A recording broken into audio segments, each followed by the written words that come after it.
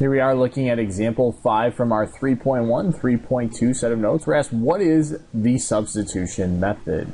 Well, if you think in terms of sports, anytime like a player gets really tired, so like let's say for example basketball, you have maybe like, I don't know, Michael Jordan who was getting tired.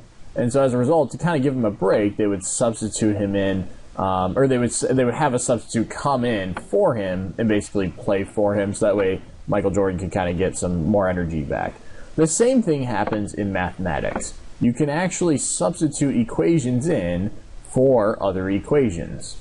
Now, how this actually works is we have to go ahead and solve for a variable. It really doesn't matter which variable we solve for. Just looking at our system here, we notice that y is by himself, and as a result, it might be easier to just go ahead and solve then, specifically for a variable that doesn't necessarily have a coefficient. So that's one little strategy. Just looking at this negative 2x plus y is equal to 8, let's go ahead and solve again for y. So we can do that by adding 2x to both sides. On the left, they cancel with one another. So then we're left with y is equal to 2x plus 8. Now that we've solved for y, we can go ahead and substitute in this 2x plus 8 into our other equation. You have to throw it in, though, the other equation. Now, when we go ahead and do that, we end up with 3x. Instead of this y, since this y right here is equal to y itself, which is also equal to then this 2x plus 8, we can go ahead and substitute this 2x plus 8 inside there. So we have plus, parenthesis, 2x plus 8 is equal to negative 2. In other words, anytime that there is a variable that's been solved for, since these are in fact equal with one another, y is equal to y, and from our first equation, y came out to be equal to 2x plus 8, we can go ahead and do that substitution there. So that's really partly the reason why this actually works, the substitution method works. Graphically, we'll also show why in a moment. Now, when we go ahead and combine our like terms, notice things are just in terms of x and just other numbers, so we don't have an extra y in there, and that's really where substitution shines, is there's no other there's no other variable. It's literally just one variable. So we have 5x plus 8 is equal to negative 2.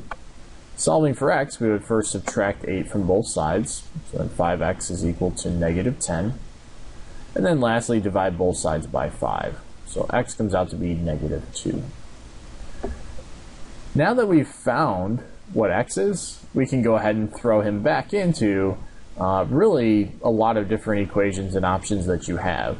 A lot of times people find it very easy, though, to go ahead and throw it into an equation like this because y is all by himself.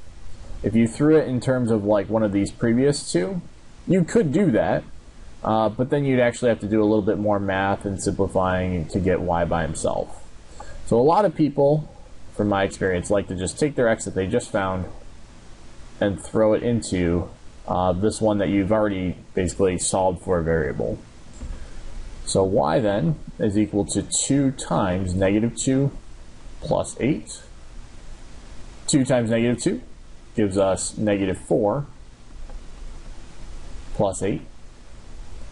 Negative 4 plus 8 gives us positive 4. So our solution came out to be negative 2 comma positive 4. Now you could go ahead and throw this back into the original system just to make sure it works. I'm going to be honest, it does work. But again, you can kind of just check and confirm that. Another reason though why substitution works is if you imagine for a moment you were just graphing these and this guy is our red line and we'll say that this one is our blue line.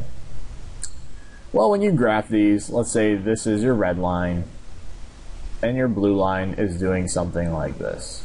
Notice that they cross specifically at some xy coordinate point. And as a result, when you're doing like these substitutions, replacing things in terms of other things, you're still going to figure out where they cross at, because again, they are in terms of the exact same variables.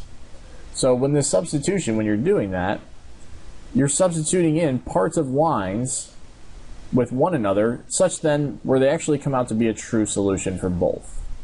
And that's why substitution method also works. Because again, you're going to cross some x, y point that works for the red and the blue. But again, that is example 5 from our 3.1, 3.2 set of notes.